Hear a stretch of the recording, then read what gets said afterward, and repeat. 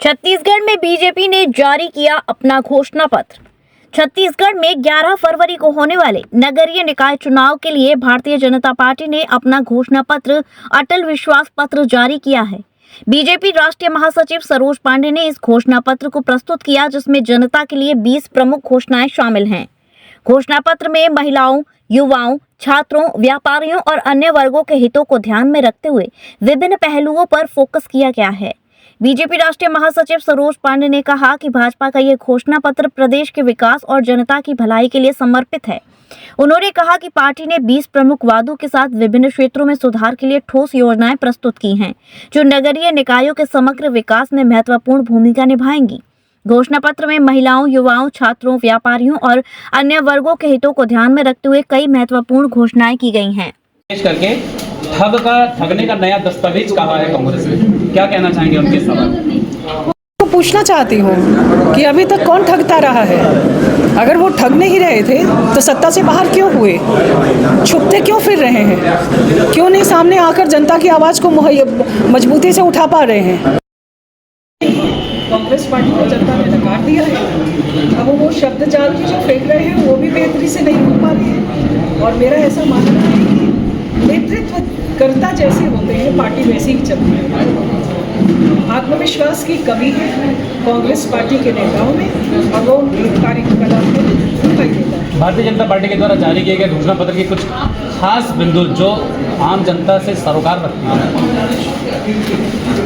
सबसे बड़ा मुद्दा है जो हमारे यहाँ पर हम लोगों ने कहा भी है, पिछली बार कांग्रेस पार्टी ने कहा जरूर, लेकिन इन्होंने कुछ व्यक्ति विशेष तक ही उस विषय को रहने दिया। नजूल भूमि जो है उस पर हम भूपट्टा देने जा रहे हैं और उसको जो पट्टा धारक है उनको हम भूमि स्वामी बनाने जा रहे हैं। इस पर हम मजबूती से काम करेंगे और इसके साथ ही साथ महिलाओं को महंगाई बंधन में 1000 रुपये मिल रहे हैं।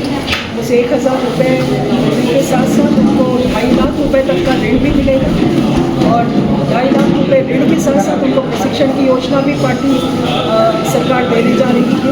इसलिए बहुत मजबूती के साथ हमारी पार्टी ने जितने काम किए हैं उसमें टैक्स पर छूट है। महिला के नाम पे अगर प्रॉपर्टी है तो 25% तक की छूट है। टैक्स लोग जल्दी भरें उसके लिए 10% तक की छूट है। तो हमने हर तरफ से काम किया है, क्योंकि मूलभूत सुविधाओं को उपलब्ध कराने के लिए नगर निगम का सशक्त होना जरूरी है। यूपीएससी क्लियर करने वाले को, मेंस क्लियर करने वाले को 1 लाख की क्या जरूरत है? वो तो वैसे ही मेंस क्लियर करे तो सारे जितने भी सुविधाएं उसको मिल जाएगी। प्रोत्साहन देंगे तो बाकी लोग देख के आगे बढ़ेंगे। किसी चीज़ के लिए एक प्रोत्साहन बहुत बड़ी चीज़ है, इसलिए वहाँ पर प्रोत्साहन योजना में इसे दिया जा रहा है। बारिश में दुर्ग जो है सुनाद की जो बांध पहले तो शहर डूब जाता है, उसको लेकर के आज तक क्या कुछ पहले शंकर नाला की बात थी, वो पूरा हो गया और इस पर भी बात जरूर होगी आने वाले समय में। भारतीय जनता पार्टी की सरकार करेगी उसको लेकर। श्री राधिका स्वीट्स प्रस्तुत करते हैं अपने प्रतिष्ठित मिष्ठान के 5 अलग अलग प्रतिष्ठान, जिनमें मिलती है गुणवत्तापूर्ण शुद्ध देसी घी से निर्मित मिठाइयाँ और मिलता है शुद्धता का विश्वास। तो आइए राधिका स्वीट्स पर और लीजिए शुद्ध देसी घी से निर्मित मिठाइयाँ। हमारे प्रमुख प्रतिष्ठान है राधिका स्वीट्स, माँ वैष्णो देवी मंदिर के समीप छठी कला, राधिका स्वीट्स रेलवे पुल के पास कोसी कला, राधिका स्वीट्स मंडी समिति के सामने सौंख रोड मथुरा, राधिका स्वीट्स धौली प्याऊ मथुरा और राधिका स्वीट्स श्री कृष्ण जन्म स्थान के पास पोथरा कुंड मथुरा।